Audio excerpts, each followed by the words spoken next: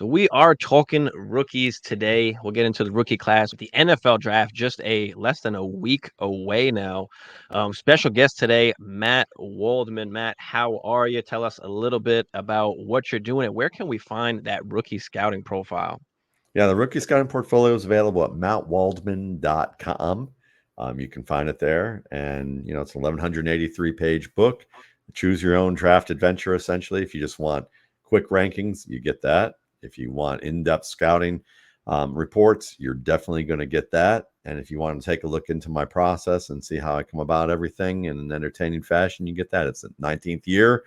And it's one of the two most purchased draft guides from independent scouts by NFL people for cross-checking purposes, at least according to people like Alex Brown, who's a recruiter at Ole Miss, former recruiting director at SMU, and Rice at Houston. He's been around, meets with these types on a regular basis, and lets me know that, yeah, that's the case. So in addition to some other people I get a chance to talk to.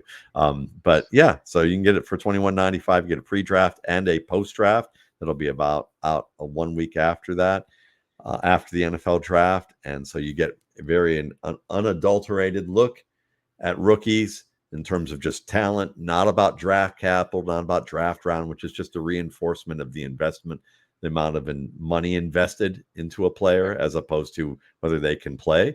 And then you actually get more of a fantasy point of view because I work at, I'm a fantasy writer. I've worked at Football Guys as a senior staff writer since 2009, and I was at FF Today before that in 2003. So it's been over 20 years that I've been in the industry.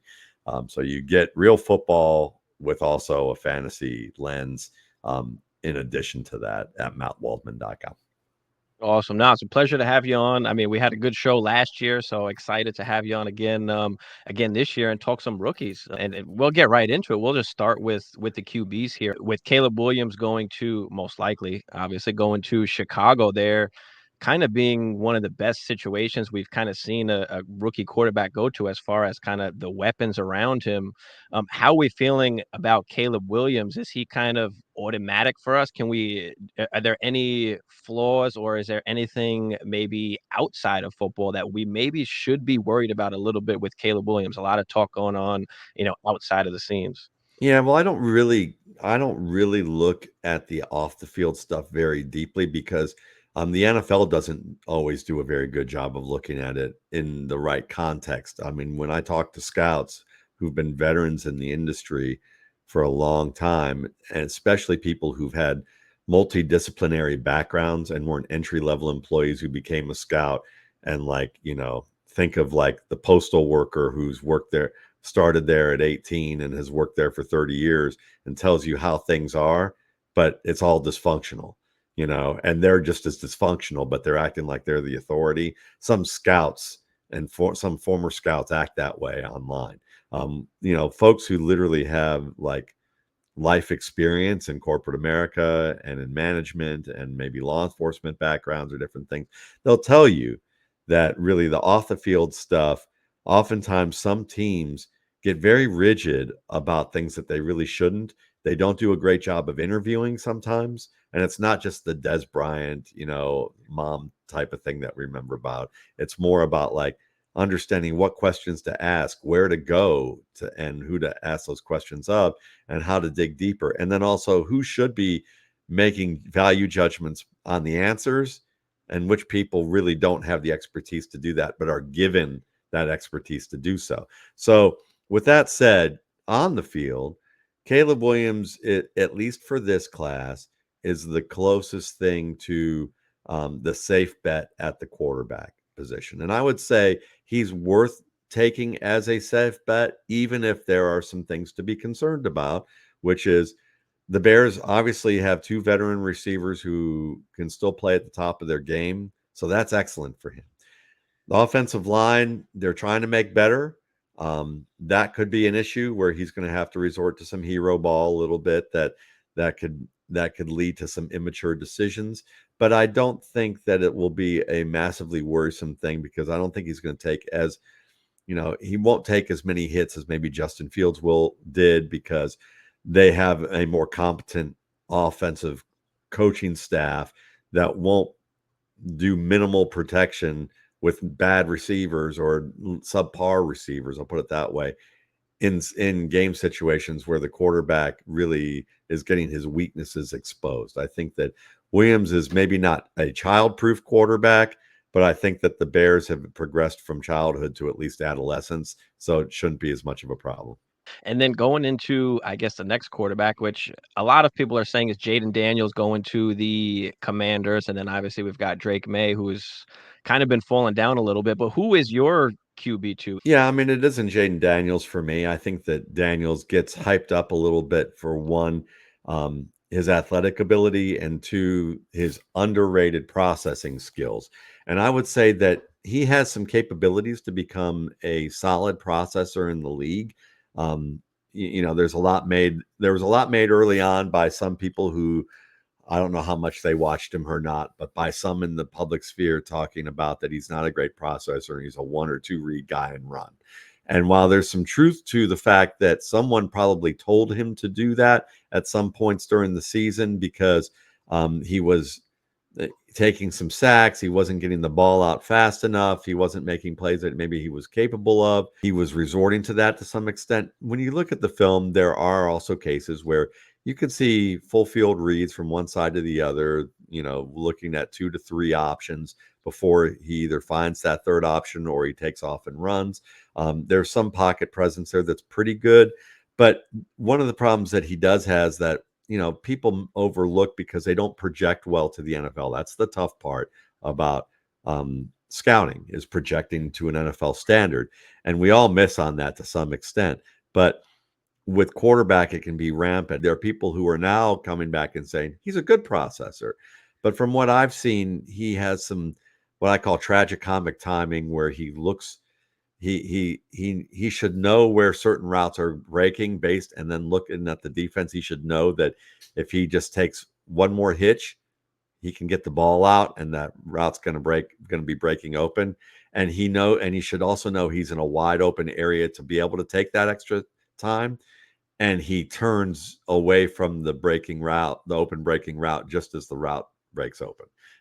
And he's done that several times on different types of zone looks that I think that in the NFL he's going to see a lot more often, and it's going to be a little more problematic for him. Is it a career killer? Not necessarily. It's just something where, is he really a guy you want playing right away?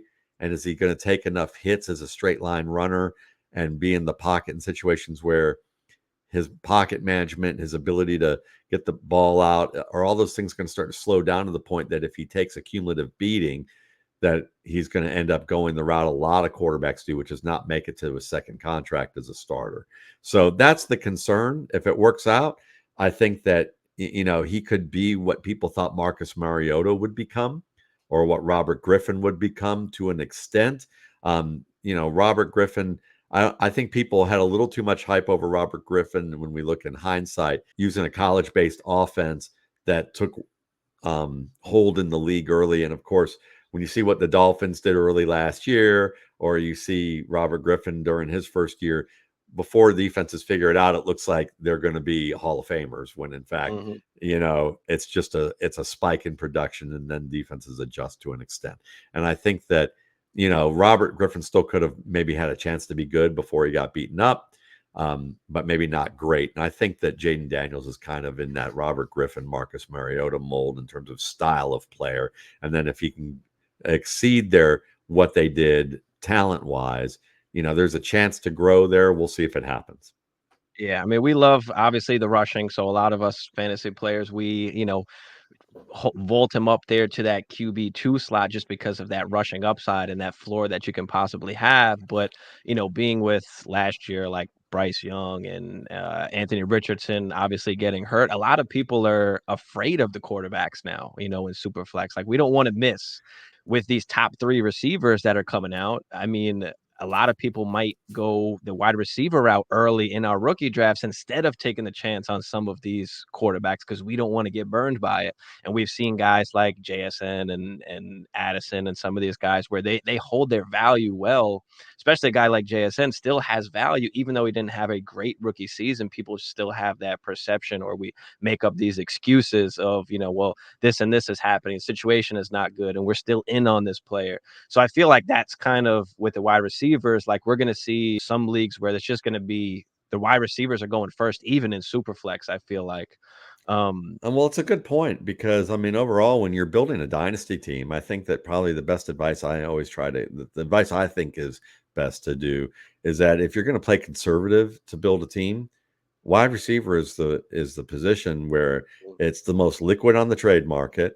It's the one, like you said, holds its trade value. It holds its trade value fairly long, and maybe the longest of all. So if you can stockpile wide receivers and have way more of value than you need, you usually can leverage that into the quarterback that you want, who is proven. yes. So that's really the route that I think is the safest way to go. That said, if you're a startup as a team that's rebuilding, or you're not a contender, and this is a reasonably good quarterback class, if you think so, like I thought last year was a good quarterback class, and I think it's a better quarterback class than this year. I think that Caleb Williams Caleb Williams certainly was as good, if not better, than any of the quarterbacks that was up there. Though I would argue I liked Anthony Richardson more, and I still think Right. I feel good about him. I still think Bryce Young deserves an opportunity, Yeah. But with that said, if you're intrigued by this quarterback class, or you need to build one, and you really are high on someone other than Williams, and I'm not going to be able to talk you out of them, then drafting and waiting is fine. And I think that's always should be the case with quarterbacks anyway.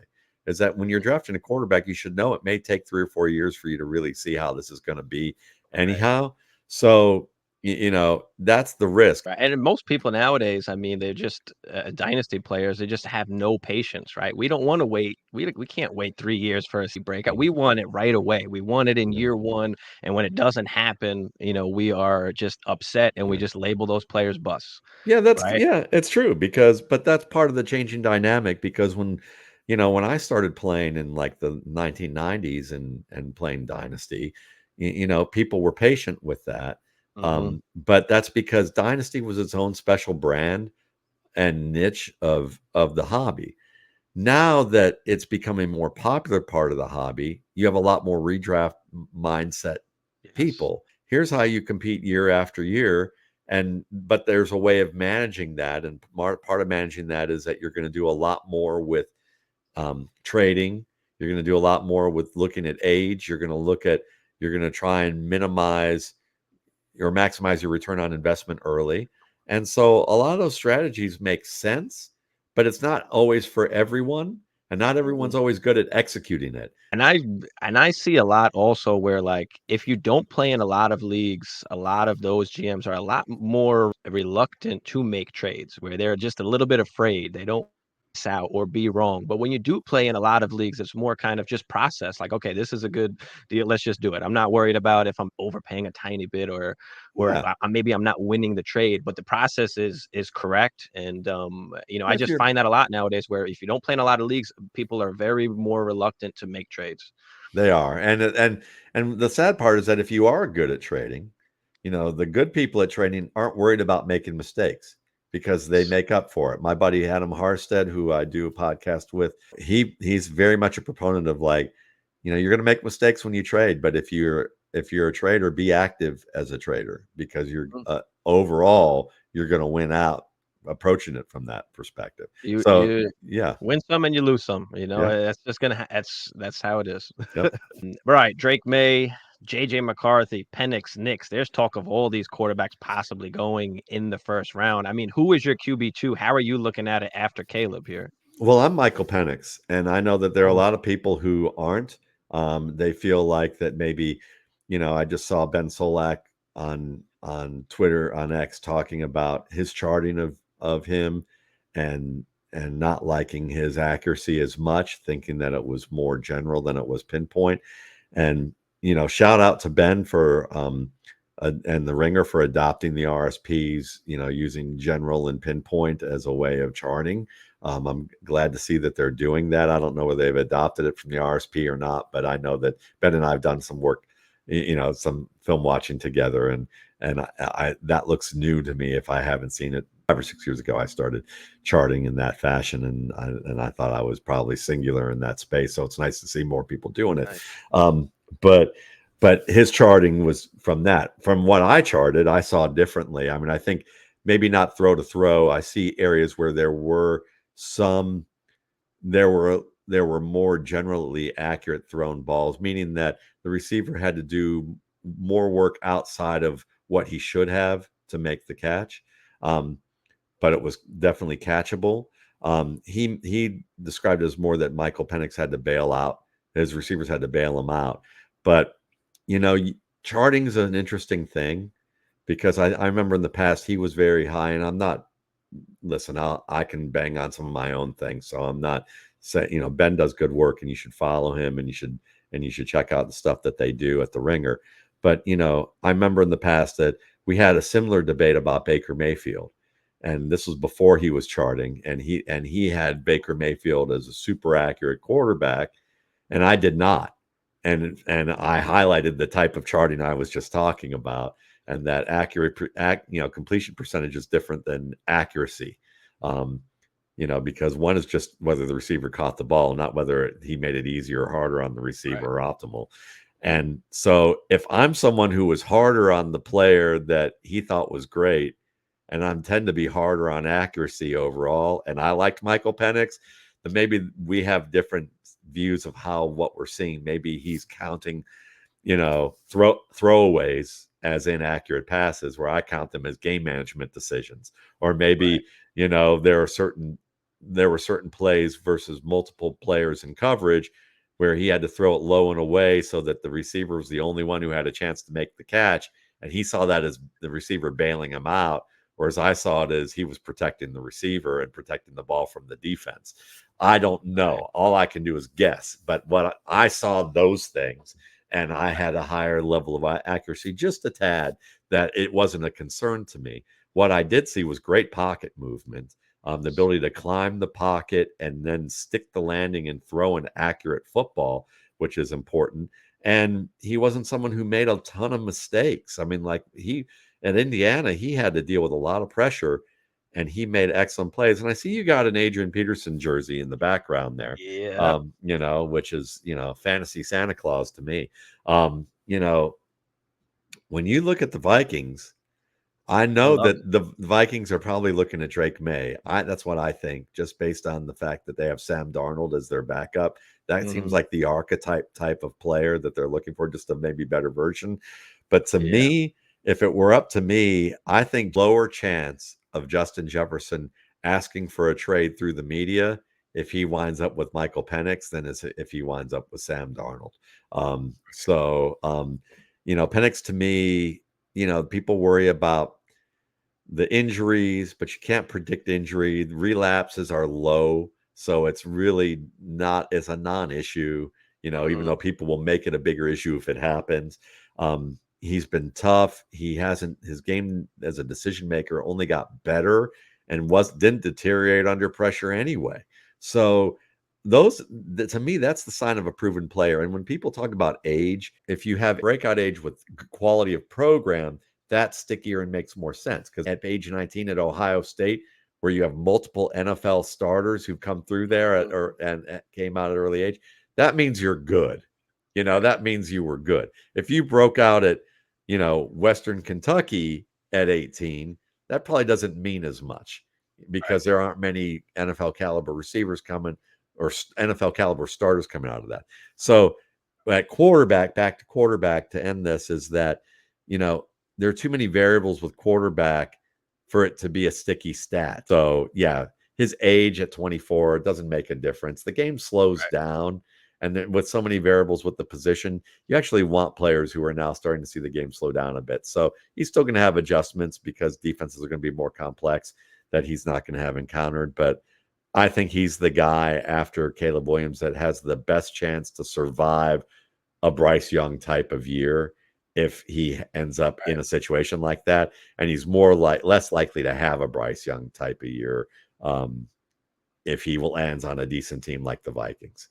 Yeah, I love Penix. I'm pushing for him. I'm hoping we can grab him. Like, I don't know how early necessarily we would. Do we take him at 11? Does he fall to 23? Like, I don't know what exactly is going to happen because they've got like these other quarterbacks supposedly ahead, like JJ McCarthy, and then Bo Nix and Penix are kind of like in the same boat. So it's tough to kind of navigate that. And I've been on record just saying, listen, whoever the Vikings get almost has got to be like QB2 when we're when we're talking about dynasty, right? Because some of these other situations might not be as good. But I really do like Penix. I want him to be a Viking. I did hear a report, and I don't know how true it is or not, that they don't want Penix because he's a lefty and they have to switch everything around on the offense. I don't know if there's truth to that. I don't know if you know anything about that, but Hey, there could be truth to that for sure, okay. because left-handed quarterbacks can be disruptive. And some in from that standpoint, the ball, receivers getting used to the ball spinning in the opposite direction, that kind of thing. Do I think it might be a little bit on the lazier side? Yeah, it can Yeah. be. Because I mean, would you want Steve Young? I think you would Mhm. at the top of his game. So Right. I mean, lefties aren't Michael Vick at the top of his game, not a big Yeah. deal. So but at the same time, that's their choice. And if they think if the players are relatively equal in terms of what they're looking for, then that would be a detraction for some teams. And it may cause them to drop for sure. I don't think he's going to be in the first round. I think he'll probably fall to the second round because of all the different things that are either good biases or bad biases. I would say reasonable biases or unreasonable biases that the NFL tends to have with some quarterbacks, and Penix falls into that on multiple levels. What about Drake May, JJ McCarthy, Bo Nix? What are your thoughts on those guys? Yeah, I like Bo Nix as the safest quarterback after those guys. He's my number 3 guy. And it's I recognize that JJ McCarthy and Jaden Daniels and who we talked about and Drake may have more physical throwing upside and athletic upside than Bo Nix. But really, we've seen the NFL's under 40% hit rate on first round quarterbacks, which the recipe for that is that they glom onto the guys that look like they came out of central casting in terms of size, arm strength, all the physical skills, because they're like, you can't teach that. I'm like, no, you can't, but that's not that important. You can't teach high-end processing after it's already been ingrained in a bad way at this level, especially if you force them into the lineup. You can maybe help them unlearn some things and develop it if you let them sit like Jordan Love did, Steve Young did, Brett Favre did, Steve McNair off and on. I just named, a number of MVP quarterbacks, Drew Brees off and on, who was certainly a passing leader. Tom Brady sat. Hey, Patrick Mahomes sat for a year, Yeah. I mean, so Right. you want to do that, but the NFL doesn't do that anymore because you have Mhm. impetuous owners who don't want to make it happen. So, but if they were to let him sit, then a guy like May or JJ McCarthy might get a chance to unlearn and relearn some things.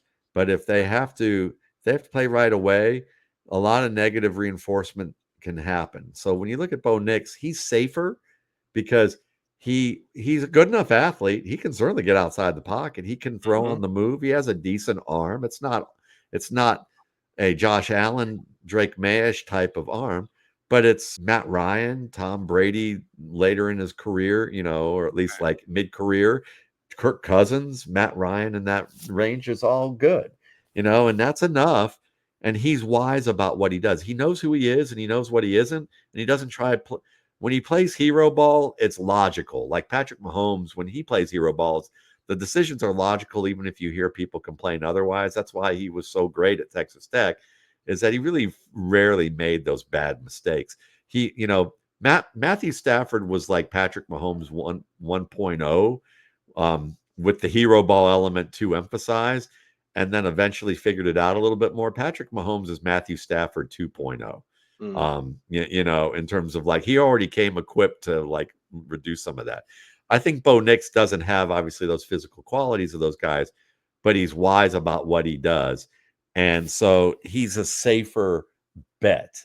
And if he lands on a good team, he could have a solid career and be surprisingly good. Because if you remember, there are a lot of people who laughed about Kirk Cousins and made fun of the Kirk Cousins experience at Washington and how Oh yeah. some of the bad mistakes he had in early on in Minnesota. And then you started to see things get better. And with Matt Ryan, there are a lot of people that just said Matt Ryan's not really that good of a prospect, and he ended up turning into an excellent, he Right. was an offensive player of the year and an MVP himself, I believe.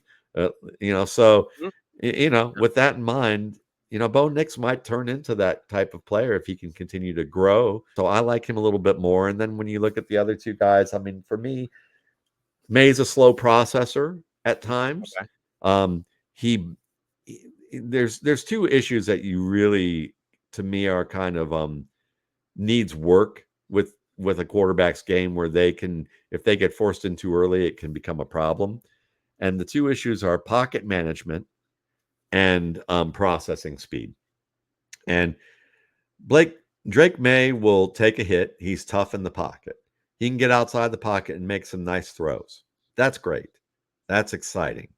But great quarterbacks make the mundane plays, not just the exciting plays. Because if you make 1 to 3 exciting plays a game, that's great. But then you could be Kyler Murray and lose a lot of games. Mhm. you know. And if you feel like Kyler Murray and you can't stay in the pocket and you can't climb in the pocket, and make the accurate throw, then you're probably not going to get a lot of winning football out of him on a regular basis. Maybe he'll change our minds or get better. We'll see. But he's a talented quarterback, but that part is important. Russell Wilson could do that in his game. Even Mhm. when he bought time, he could still do that. So, you look at a guy like May, he invites pressure, and that causes receivers to reroute. It forces his linemen now to now he's under the gun to get the ball out, and he shortens his timeline, and so he's got to fix that. And then he's 1 to 3 beats too late to get the ball out. Right. Even if they say, "Well, it was an accurate pass," yeah, it was completion percentage accuracy, just like Baker Mayfield. If he waited 1 to 3 beats too late, when he was at Oklahoma sometimes against man-to-man coverage, and it bit him when he was in Cleveland because when Right. he did that, defenders were playing tighter coverage. They were Mhm. savvier and could get to the ball quicker. They were reading him better, and they could undercut or cut off passes. And you're going to see that with Drake May far more often. He did not chart well accuracy wise for me because I'm projecting towards the NFL game. Right. So I'm those are concerns. I could see him becoming a starter and becoming a good one if he overcomes those things. But knowing that how the NFL is, I'm not sure that it's going to work out for him. Whereas with Mhm. JJ, JJ is a tough evaluation because he's very good with processing information on the short and some of the intermediate ranges of the field. He's very good outside the pocket. He engages in some hero ball, and he also has some real management issues in the black zone and the green zone. Basically, the black zone being deep inside, like your own 20, and then the green zone being inside your own 5, and maybe even in the red zone too. In those areas, he doesn't read leverage as well as he should of defenders and throws it into coverage that should be more obvious for him to avoid. He doesn't throw the ball away as often. Neither does Drake May. Drake May, it took me 6.5 games of charting to actually see him throw a ball away. That's a big deal. I Yeah. mean, like that usually you see that happen. Usually you're like, I only saw him throw a ball away once in a game, and that's too little. One in 6.5 games. Yeah. I That's mean, that woo, he's gotta learn to not be the hero to that extent. right. So McCarthy's got to learn to throw the ball away a little better in those areas of the field, just like Mitchell Trubisky had trouble with that. Drew Lock had trouble in those areas. Some guys that you could see they were rated highly, but they didn't work out, and those things festered in their games. So I'm have concerns about that. But then there's some spectacular plays that McCarthy makes. But what you don't see is a vertical game. You could presume in workouts that he can do it, but I'm not going to give him credit for something I haven't seen on the field. So Mhm. he might be able to do it, but until he does so, it's a prove it situation for me. And that's a big enough part of the game that combined with the other things I mentioned, as good as his footwork is and everything else, some people might project him to be a better kind of player than what I do, but I see him as more of a Jake Plummer type of player who is like, you see the promise, you can see with a good team around him, it could really work out, but will he be an up and down player? We Hmm. just don't know. So, like, he's to me again, end of the first round, early second round. I get it, even though I would wait till the second or third in a sane world, but the NFL isn't a sane world. Yeah, the need for quarterback, it just feels like a lot of times these quarterbacks just get pushed up, and the NFL or most teams at least don't have that patience. Not everybody's doing it like the Packers, where they're sitting No, guys for a couple years and you're learning, and look how good these guys are for how many years they've had great teams. yeah, and So you're right, and they say, well, it's the hit rate for a quarterback in the first round is still significantly higher than the ones in the later rounds. And while that's true, again, it still comes down to they're going to invest longer on those players and give them a chance to grow. right. So that's part of it. But at the same time, you see that if you give a guy a first round opportunity, you give them intermittent playing time, and you take your time with it. People say, well, that fifth round option, that's an issue.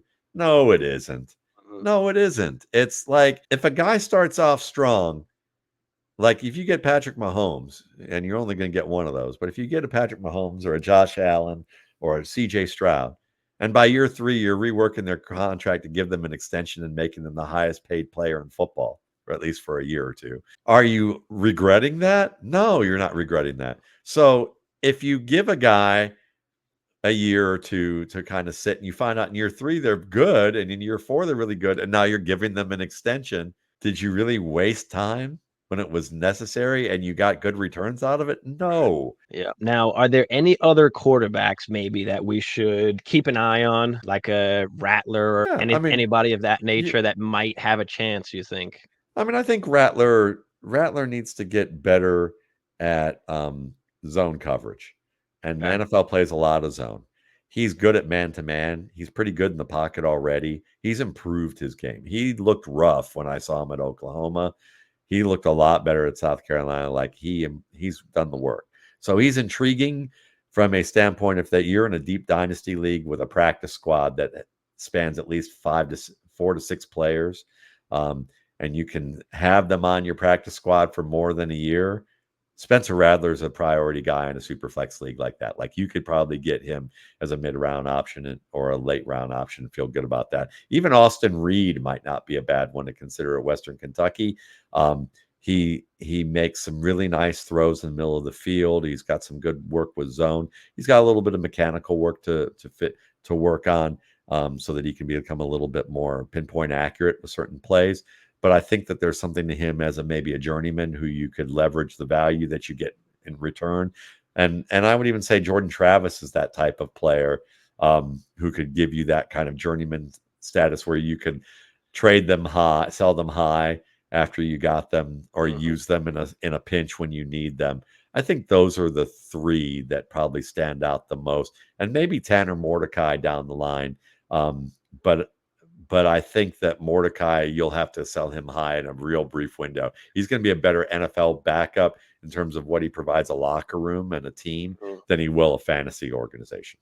Yeah, that's all we're looking for really as dynasty managers. We don't have a ton of faith in these guys to be starters forever, but do they get that opportunity where maybe they do start one game where the main quarterback gets hurt and then okay, boom, now give me some kind of pick in return or throw them in a trade or something like that. Let's talk about some of the wide receivers. I mean, we've got obviously the big 3, Marv, Malik, Odunze, and we won't go too much into them, but I mean, do you have anything negative to say about any of these guys? Do you like certain guys over the other? Because they're Yeah. pretty much close together. It's kind of like we'll take any of them at this point almost. Yeah, they're 3 of the best receivers you've seen in the past 4 to 5 years in terms of what Right. they could potentially offer.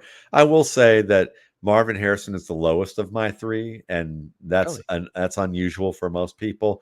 And Okay. even so, he'd be number 1 on most boards that I've had in the past several years. So, if you're not taking him as an instant starter who can give you high, maybe wide receiver 2, maybe even wide receiver 1 fantasy production this year, you're overselling his weaknesses that I'm going to bring up. Okay. Okay. But if there's a chance where he winds up with maybe a lesser quarterback, lesser offense, and he's forced to face the number one corner with certain types of routes that aren't his strength, um, or situations that aren't his strength, he could have some ups and downs that people will be talking about, especially the loudmouths in the national media who want to just court clicks. Mhm. And those things are this. He tips off his releases a little bit at the line of scrimmage, and he gives opens up his body to defenders too early, and can get jammed. And now that may not look like the case at Ohio State when he's facing Big Ten defenders, but I'm talking about technique. So when you look at his technique, he drops his hands before he brings them back up to counter a defender's hands. So, and you don't see many defenders trying to jam him. But when you do that in the NFL, he's going to have hands in his chest and he's going to get rerouted. Now, he's really good at fighting through contact and being a late separator. So it may not be a huge thing for him all the time. But when he's facing a top corner in the league and he bro codes his chest out with his hands dropped by his sides like that, he could get ruined quick on a route. So there's that. And then at the catch point, we all know he's great at catching the ball at the boundary, and he tracks the ball really well over his shoulder. But he has this bad habit of deciding to catch the ball underhand with his at the latest window and turning so that the ball will go over his head so he can go downfield in scenarios where it's optimal that he should be facing the ball with his chest facing the ball and his Going arms to under. the earliest point with the diamond formation. And he's done this against Georgia, Penn State, um, I think Iowa. I've seen this against Michigan, multiple teams where I've seen him drop passes and have balls go through his hands that he should have caught but instead he gave himself the latest possible window and narrowest margin for error and wound up either clap attacking the ball or completely missing the ball because he couldn't get his hands together. And you can't do that against top corners and can't do that in the NFL in certain situations. So if you see that pop up, it's not going to be like Quentin Johnston, who I was warning people about with the hands attacks. Right. But you may see this occasionally and go, oh man, he should have caught that. And you may see it multiple weeks and you go, huh, why didn't I Mhm. notice that when he was at Ohio State? So that's the only thing. But he's going to make big plays. He's going to be a really good wide receiver. Now, so who do you like better, Neighbors or Odunze? I like Neighbors the best. Okay. And really, at this point, again, the reason is I'm not scouting for a team. If I'm scouting for a team that needs a big boundary winning split end, who I'm not worried about yak. I'm just worried about good routes on the Mhm. boundary most of the time or over the middle, and he's going to get his, and then that'll be about it. Marvin Harrison might be up there, you know, Okay. might be the guy I would consider number one overall. But because I'm team agnostic right now with this, the best overall player in terms of the widest range of things that they can do with the greatest depth of talent is Neighbors because he has the best combination of releases. He does it Mhm. with it's not just how different how many different techniques he uses, but how well he performs them. The patience and suddenness in terms of the contrast between those two qualities of speed changing to be able to influence defenders. He does that in the early part of the route. He does it during the stem. He's efficient with his movement, so he's not playing playground ball and Mhm. wasting time and being off time with his quarterback, who's an anticipatory thrower. He can be very good with anticipatory throwers. He's tough at the catch point. I mean, he can take a lick and he could get ping ponged off guys, and he Yes. wins. And he's very good after the catch. He and Odunze are of the three are the two best after the catch. Odunze is more of a you know Neighbors to me is more of an Odell Beckham type at his prime. Mhm. Odunze is more of a Devontae Adams type that he's aspiring to become. Yes, yes. You look at either one and you go, which one would you rather have? And I'd Mhm. go, I'm not going to argue with you. I Nope. wouldn't argue with either one of those guys in their prime. And so Odunze is that kind of player. But Neighbors and Odunze can play all three positions, so they give you more flexibility. So if you're a team that already has a great boundary split end, but you know that Odunze or Neighbors could eventually be that for you, but you could use those guys at flanker right away or in the slot. and get work out of them at a high level. Whereas Marvin Harrison, maybe you can only get 2 out of those 3 positions. So Right. again, Right. splitting hairs. Now, who are we talking about after those big 3 guys, right? There Yeah. is Brian Thomas, who's pretty much the wide receiver 4 for most people, and then you've got the guys from Texas, right? A.D. Mitchell, Xavier Worthy, Troy Franklin, who I really like, Ladd McConkey. Who are we looking at after these big 3 guys? Who do you have? Sure, I mean, I certainly think Thomas and Worthy are up there. When you look at those guys, Thomas is Thomas is more than just kind of the coattail holder of neighbors. Okay, people are looking at him and going, "Oh, Terrace Marshall," you know, and no, it's more like Brian Thomas is like, "Oh, Justin Jefferson and Chase." Yeah. So when you look at Thomas, he's a complete route runner who has some little consistency issues that can get cleaned up a little bit with intermediate routes in terms of his breaks, but the skills are there. It's going to get tighter. He's good at the catch point. He's strong. He's fast. He's good after the catch. He's a complete receiver who's a budding primary option in the NFL. He's not AJ Green, but he's certainly in that range of player type, archetype, and will be closer to that than he is further away. Worthy to me, he's not Henry Ruggs or Ted Ginn or all these Mhm. receivers that people look at and say he's just a speedster who's more valuable in the NFL than in fantasy. He wins over the middle. He breaks tackles. He makes tough catches. And yes, he drops some passes. But when you see the technique that he uses, it's good technique. And a lot of the catches he makes are really tough, getting ping-ponged off defenders, winning the back shoulder game, extending into contact. He's tough. So he fights the ball a little bit, but Terry McLaurin has awful technique and he's an exceptional case. But there are players like Cortland Sutton who has some occasional issues. And, Mhm. he's that guy you got to feed a little bit more often to get the production you need out of him, but you're still going to value him as a starter. I think Xavier Worthy has more of that potential to be like a Deshaun Jackson, Isaac Bruce type of player. He may never get there, but think Titus Young, who he had flashes of moments early before all the emotional issues and criminal baggage that came to the fore that basically took him out of society. And that's unfortunate, but as a player you could see what Titus Young had a chance to become. I think Mhm. Xavier Worthy has a chance to be a better version of what Titus Young was, which may put him in the area of those 2 Hall of Fame or future Hall of Fame type of players. Um, After that, I mean, I think Ricky Pearsall is Yes, probably the yes. guy I'm more of aligned with as far as where most people value. I mean, I like Ladd McConkey too. Pearsall and McConkey are very close.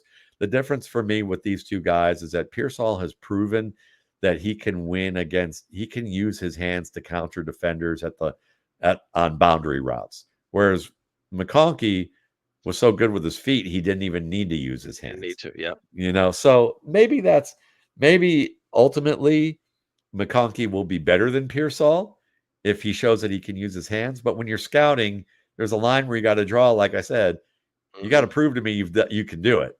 Right. So right now they're so close it doesn't matter. But Mhm. like if you were going to say which guy would you pick to win a boundary route against a top level defender out of Pearsall and Ladd McConkey, I'd place my money on Pearsall right now because at least I've seen Pearsall do the things he can do all around. Whereas with McConkey, it would be more speculative, even if you might be proven right. So both those guys. I'm a Keon Coleman fan. I think in the right, Okay. I think in the right offense with an anticipatory thrower, if you get him in a Joe Burrow type of offense, a Kirk Cousins type of an offense, someone who processes fast and gets the ball out where it needs to be, CJ Stroud, somebody along those lines. I think Keon Coleman could be a high volume receiver who gives you borderline wide receiver 1 fantasy production during the peak of his career because he runs good routes and gets separation. He's also a boundary winner, an over the middle winner who can basically go through a brick wall and win a football. You know, Mhm. the thing is he's just not fast. He's quick, but He was he's not fast at the fast. gauntlet, though, to be fair. When he did Yes, he that was. gauntlet, he ran that extremely fast Yes, compared to what his 40 time was. That's right. That's right. So and 40 times at the combine suck anyway because they use the third best option out of 4 to Oh, actually time players. They use a laser start and a hand time finish, and that can give you 0.15 of a difference of an really? error rate. 0.15. So Wow. we're thinking the difference between 4.45 and 4.6. That's the Right, difference between a first rounder and a guy getting undrafted at right, wide receiver, right? Unless they are great boundary winners like Keon Coleman. So I'm not so worried about Keon Coleman. I think he's okay, more in that Mike Williams, T. Higgins school. Maybe he can give you maybe right. a little plus version because he's a better runner after the catch. He returned punts. When you watch him return punts, it wasn't like a novelty act. He like Mm, he legit was good at it because he's efficient as a mover. So those guys probably are the easiest fit. And Franklin's in that mix too. I mean, Franklin's not far away. He's just below McConkey for me. okay, Um, and so I like, I think he has better routes and releases and hands than characterized.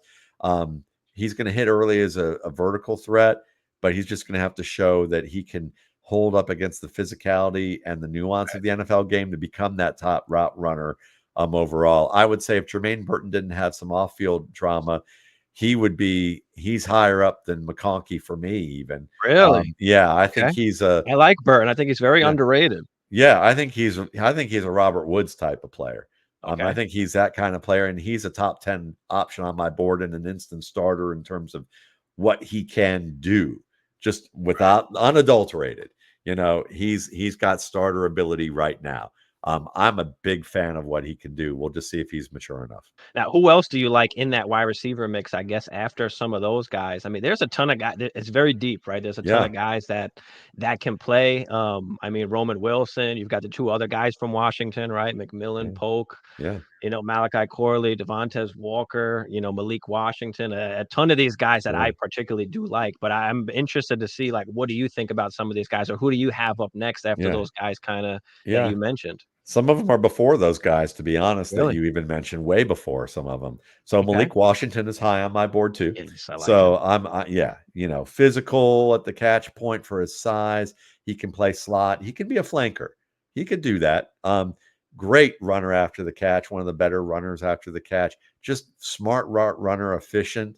Things that you could see him getting on the field early. He's not Steve Smith Jr. He's never going to be Steve Smith Jr. Could he be aspiring to get to Santana Moss status, but not quite get there, but be good enough to be a starter and produce and like 1,000-yard receiver, give you 1,000 yards and 6 to 8 touchdowns and have a peak set of 3 to 5 years where he does that? Yeah, I think Right. Malik Washington could get there. May not happen, but I think so. Anaya Smith is another one with Texas A&M. I really like him. Um, I think he's more of a Golden Tate player, a plus version of Curtis Samuel type. They all have similar beginnings. They were all recruited running backs. Mhm. Were decent as running backs, but not great because they weren't awesome between the tackles. They were competent at times, but made some mistakes. So they got bumped out to receiver. And then you're watching at least Golden Tate and Anaya Smith, and you look at them and go, geez, we should have recruited these guys as receivers. They run routes like veterans. They're efficient. They tell a good story with the techniques you're supposed to without like wasting time. They make a lot of plays. Like they catch the ball really wide from their frame with strong technique. They can win outside and win in the vertical game, but they can win over the middle and underneath. And when they get in the open field, whether they have blockers or not, they're going to win. They're going to break tackles. They're going to make people miss. They have great awareness of the spatial awareness of the chains and the pylon. I'm an Anaya Smith fan. The problem with Anaya Smith is a lot like Jermaine Burton, off-field stuff. He got arrested for a DWI that included marijuana possession and a gun charge. And the gun charge, he was in Texas. You should have gotten your weapon registered and had a Right. permit. Fine. Marijuana, nobody cares about anymore as much, unless Mhm. it's just a sign that you're being idiotic and immature and you should have figured out how to manage this. The DWI is the big deal. If he can show that 3 years removed, whatever it was, if I remember correctly, it was 2 or 3 years removed from this, that he's grown up. And I've hired people as a manager who had DWIs and were great performers and great people who Mhm. just who fortunately they didn't hurt anybody. They did their community service, they did their work, and they never did anything like that again. You would have never known, you Mhm. know? And so, we got to give some of these guys a chance to be that way. I've also known of HR vice presidents who had multiple DUIs on their records at my Mhm. age range who never learned and they Right. still employed. Right. So I mean, let's take it a little bit easy on these guys a little bit. That's why the character thing is a little bit of a non-starter with me. But yeah, what are some of those other wide receivers maybe that you like? I also think Javon Baker and Johnny Wilson fall into that range, and there's really good bend, and he does run good routes. He kind of reminds me of like more a plus version of Kelvin Benjamin, who can do more for you than what Benjamin could do. And then maybe start having people think about Brandon Marshall a little bit if he really can develop his game a little bit Oh, more and okay. stay healthy, because that mobility as a route runner really is something that I think people are missing the boat on. I think he could be an impact rookie. Like if we're looking for that impact rookie who nobody knew, Wilson you can add to that list. I like odd nine AD Mitchell well enough at this range, along with Javon Baker, as far as guys that I think Baker's a better all around route runner. Um, he has some correctable lapses with his catch points that could get a little bit better. But I think he could be kind of like a Jeremy Maclin type of player who you could use inside and outside and win. Whereas with Mitchell, I see a little bit more of an up and down player who, um, can give you that vertical threat like a Henry Ruggs type of thing, but Mm, he'll be up and down like Ruggs early on in his career until he gets right. things together. Well, lastly, on the wide receivers, just wanted to see what you thought about Brendan Rice, obviously son of Jerry Rice. What are your thoughts on them? He's in that same range as Wilson and Okay. Baker. He's kind of couched between them for me. He can be an instant starter. It could happen because I think Baker could be an instant starter. I mean, and that's my 17th ranked receiver. So that tells you how Yeah. deep this class is. It's not that all of them are going to get there, but if the environment's right, Brendan Rice could fit in as an instant starter because he runs decent routes. His hands have some clap attack issues where he brings his hands around to get the hands up. And so when you're doing that instead of extending with the Right. hands together, you end up clapping. So he dropped some balls as a result of that. But he's an underrated runner after the catch who gets his feet and knees up high enough to be able to avoid low shots. And he has a real good feel for spatial awareness for when that's happening. But I think that overall he's think Corey Davis, like at Corey Davis's best, and maybe what the best didn't come, but what we were hoping for. In that kind of T. Higgins, Corey Davis, Brian Edwards, hopeful, like what Edwards was hopefully going to do, but really never did. I think Brendan Rice is kind of that archetype of player. He's Mhm. not as sudden as his dad was in the short area, but he has the same early hands issues, good routes, physical. Someone that could do work for you on the field and grow from there. How about McCaffrey, another one? I mean, I think he's promising. I think man to man, he's got to get a little bit tighter with how he runs routes man to man, but I think Okay. he'll get there. Very good runner after the catch. I mean, he's a former quarterback at Yeah. Nebraska and at Rice early on, and you can see he's a really good athlete and he catches the ball well. He just has some lapses, but I think he could contribute this year too. I mean, he's good enough to contribute. Is it Jalen Reed type contributions? Possibly at times, as the season goes on, he could improve one or two things, and next thing you Mhm. know, he's giving you starter production every week. He's that type of Right. potential, sure. Yeah, just a pure football player, good IQ. I like him a little bit. I don't know what's gonna happen in the NFL draft, but He'll get yeah, drafted by after the fifth round at worst, I bet. somewhere like that, right? Yeah. Let's get into running backs here. Consensus typically Jonathan Brooks, Trey Benson as the 1 and 2 guys. Some people have Blake Corum all the way up there. I don't, but I'm a big Brooks guy. I think especially with the injury, him deciding to come out kind of is a little bit telling. Like, okay, is he being advised that he's going to go particularly high, in the NFL draft? So yeah, what are your thoughts on the running backs here? Who do you have as your number one? Oh, Jonathan Brooks easily. I think that Right. Jonathan Brooks, honestly, if you were a team that valued a power runner and a pass protector, those two elements within a running back's game, if you value that with a little bit more heightened sensibility, you would have rated him over Jahmyr Gibbs. That's Wow. how Okay. good I think Jonathan Brooks could be. Now, obviously, the injury would be a big factor. So, most teams would have picked Jahmyr Gibbs earlier because of that alone. But, Brooks is a good pass catcher. He's the best pass protected running back in this class, if you ask me, in terms of positioning, picking up blitz types, ability to strike. He is excellent at making people miss, but in an efficient manner in traffic. He's a powerful runner where you need him to be. He's smooth. He understands how to manage between the tackles and when to bounce things outside and when to stay inside. That's very important because running back is a processing position that you have to perform at a speed of instinct. And people call it an instinctive position. They got it wrong. That it's maybe they've learned it to that level of instinct, and maybe because they don't have the level of training programs that you'd see with quarterbacks. You're just seeing footwork type of stuff. That it's still in its infancy.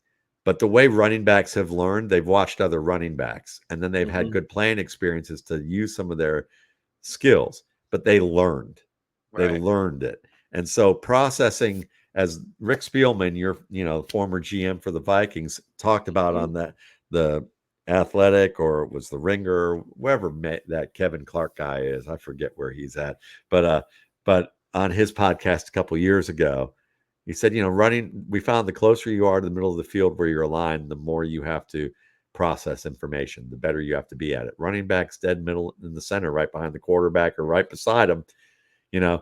And Mm-hmm. so Brooks is a great processor. He understands how to manage when he should just take the hard yards or try and mitigate losses, and when you should take risks. And the best running backs do that. After that, I like Benson. He's a top 3 back for me for sure. But I think that there's a gap between him and Brooks. Mm-hmm. He could start, and what that means is, and let's when we talk about the gap, people envision like a canyon. But what I'm really saying is, if you need if all things were equal and everybody were healthy, or say by next year, let's do this. By next year, you need a starting running back who can be the lead back, who you don't have to take off the field. He can run gap plays, he can run zone plays, um, and he can run for big plays and power. I want Jonathan Brooks, and he can be the main guy. Trey Benson in that situation, you can say, well, he could be that if you put him in a gap offense, where you have mostly pulling guards and you have him run a lot of outside, but you don't need him to pass protect quite as much. Um, and you have a good complement, also on the Right. field a good bit. And Trey Benson, in that scenario, Trey Benson might give you 1,300 yards. In Mm-hmm. the same scenario, Jonathan Brooks might give you 1,500 yards Right. or be a Exactly. 2,000-yard total yard back. That's the difference I'm talking about. You're still liking Benson, but Mm-hmm. Benson's got to get a little better with the zone game. Um, he's got to catch ball a little bit better. He's got some good hand-eye coordination, but he has some lapses. So I like Benson. I like Corum too. Corum's up there for me. Corum Okay. to me is the safest running back. Now the Right. issue is that Brooks and Benson give you that bigger sized back where that their upside is a starter. Okay. Corum is more in that somewhere between Devin Singletary and Ray Rice. Okay. Okay. So they were both, Ray Rice was 205 when he came out, and smart runner, tackle breaker, great short area quickness, just didn't have the long speed. He gained about 15 pounds between year 1 and year 2 and got a little more explosive, maybe not speed wise, but quickness still. So he maintained that athletic ability, and he became a star player before his unfortunate behavior and demise Mm-hmm. in playing. Corum might be able to do that. If he does that, he could be the next Ray Rice on that football level. If he doesn't do that, then he's what Devin Singletary would have if Singletary had a little bit more size and better quickness and short area acceleration. You know, and Singletary has proven even as a limited athlete, that he's a good committee back who can give you journeyman starter work if need Right. be. So Corum to me is the safest. Like you're going to get some value out of him, but is he necessarily worth a top 3 running back spot? For me, he is, because I'm projecting that he is going to do that, but I see Mhm. the risk. There's still a gap between him and Jonathan Brooks. Yeah, I mean, the whole running back class in general, we've said for the longest it's a weak running back class, and I feel that way. I guess as far as top end backs, like I feel like Jonathan Brooks, maybe Trey Benson could be some kind of like workhorse guys, but after that, it's kind of like a bunch of RB2s, flexes, committee guys that we see, and it's really just gonna almost matter where these guys kind of go. I mean, how do you feel about some of these other guys, Yeah. Jalen Wright, Braylon Allen, Marshawn Lloyd? I mean, Ray Davis. I mean, you've got some of the sleeper guys like smaller schools like Kamani Vidal, Rasheen Ali. I mean, Yeah. I just feel like a bunch of these guys are all kind of just RB2-ish committee guys, and it just kind of matters what their situation is almost. Yeah, for right now they are for sure. And I think you can take a look at running back 2 through running back 15 on Right. my board, and it really is just about landing spot and whether they improve, who proves they're one of these things quicker. Minor lapses with decision making, pass protection, or gets better in the receiving game. If one or all 3 of those things get improved, your number 14 back could be your number 2 back in terms of on my board. That's the difference. Or fumbling, like in Mhm. Marshawn Lloyd's case, Marshawn Lloyd fumbles more than Sony Michel did when Michel was at Georgia. Now it didn't Mhm. hurt Sony Michel, but then you could say he fumbles more than Stephon Ridley did at New England, and Stephon Ridley lost his career as a fumbler. So depends where you land. Marshawn Lloyd, that and some maturity issues in terms of not off the field, but trying to take risks, bouncing plays outside where he shouldn't. So Right. if he can fix those 2 things, he could easily be one of the top 3 backs in his class and a running a lead running back who's a running back 2 or maybe even a running back 1 in some situations. So Mhm. that gives you an extent, but he's not even in my top 12 Yeah. because of those things. And Exactly. but it doesn't matter about ranking as much as about my score. His score Right. is he could contribute, like I said. That's the Mhm. value. So if you see him falling a little bit and you go, "Oh, well, Matt's score of him is he could give you fantasy value in the within the next year or two." The things that are correctable, I mean, there's a little risk there, but yeah, okay, I'll take that chance. Um, Jalen Wright, I like him. I have him as a top 5 back. I see him as kind of an aspiring Raheem Mostert in the sense that he right now he bounces some things outside a little too often because of his speed. But he does understand how to run gap plays well. He's got a sophistication with how to do that. He is a home run hitter. He attacks tight creases very well. So I think with a little more discipline as a decision maker, and and skill that he has as a receiver, he could give you some Raheem Mostert type potential with the right team. Vidal, I really like. He's very close to being the top 5 back in my board. I really like him. I really Yeah, like him. yeah, yeah. I mean, think you've seen DeAndre Swift in your division, so you know that probably that. Look, DeAndre Swift was capable of a lot of production if you gave him a lot of balls in space. Right. But asking him to run between the tackles is kind of like that's not how it's going to be done most of the time, unless you put him with a Jalen Hurts type who can basically occupy 2 or 3 defenders in the box and now it looks like you're running in space, even though you're running up the middle. And then you're going to get that production from DeAndre Swift. But no one's going to confuse him with Adrian Peterson, you Right. know, or any good Vikings running back who could run between the tackles. Dalvin Cook. No one's going to confuse him Mhm. with Cook. Okay. Well, I think the people who did confuse him with those players were actually looking in the future to see Kamani Vidal. Because Vidal to me is around the same size, low center of gravity, runs tougher, more physically, has better decision making between the tackles. He's a pretty good pass protector who can get a little bit better, and he gets a little bit better. He's one of the top 3 pass protectors in this class. Yeah. So to me, I really like him. He's a guy that fits into that realm. Um, you know, I think in the right spot, guys like Will Shipley and Dylan Lobby and Blake Watson are all players who could give you that what Tony Pollard did early in his career, Yes. um, or what Austin Eckler did early in his career, and then maybe grow into what Eckler did. At worst, they're like what Giovanni Bernard was at Cincinnati, which to me was a wasted Austin Eckler. But Hmm. essentially, that's what I see with some of those guys. Ray Davis is nice. His pass protection is awful. And that's got to get better. So is he going to get in on passing downs just yet? And I'm going to say the answer is no, not right now. But he's a fun runner to watch and certainly gives you some of that, that range of guys like Ray Rice, Kenneth Walker, J.K. Dobbins in terms of like work between the tackles, but maybe not quite as explosive as most of those guys. Hmm. But those are guys there. I mean, even Audric Estime for how slow his combine was, Right. and then you look at the pro day, and there was that. What was the difference? 0.15 essentially, in terms of between what their 40 times were between 40, the right. pro Yep. day and the other, and the other one was probably a faster track, and they were fudge factoring that too, probably scouts when they evaluated. But he's got enough quickness. He can break tackles. He's a smart runner for the most part.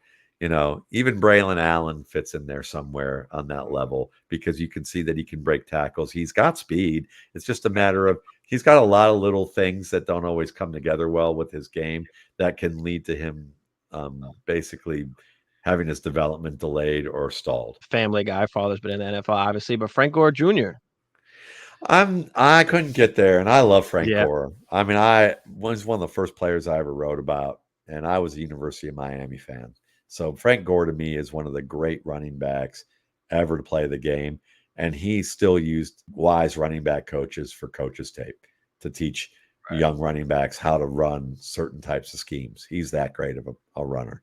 Um, his son is savvy. He's a savvy, smart runner.